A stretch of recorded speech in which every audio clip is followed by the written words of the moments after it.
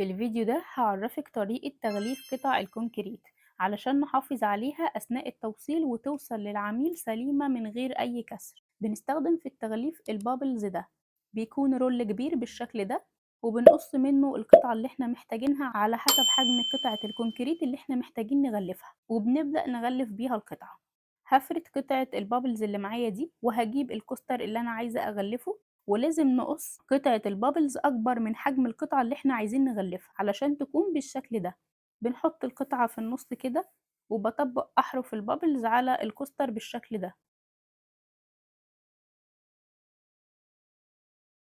وبنبدأ نلفها رول كده لحد ما قطعة البابلز تخلص. طبعا طول قطعة البابلز انتم بتتحكموا فيه على حسب عاوزين تلفوها قد ايه، علشان لو المسافة كبيرة والقطعة هتتشحن للعميل فهتحتاجوا تلفوها كويس جدا علشان ما تتكسرش.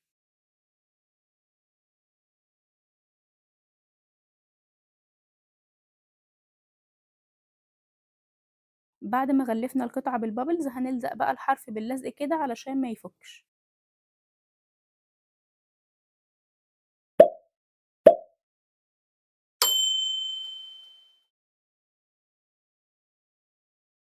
وبس كده، دي كانت الطريقة، وبنغلف بقى أي قطعة بنفس الطريقة دي. وبعد بقى ما بتغلفوا القطع بتحطوها في كرتونة لو هي هتتشحن، أو بتحطوها في شنطة على حسب الطريقة اللي انتوا هتوصلوا بيها القطع للعميل. لو وصلتوا لحد هنا من الفيديو أتمنى تعملوا لايك وشير علشان الفيديو يوصل لناس تانية كتير.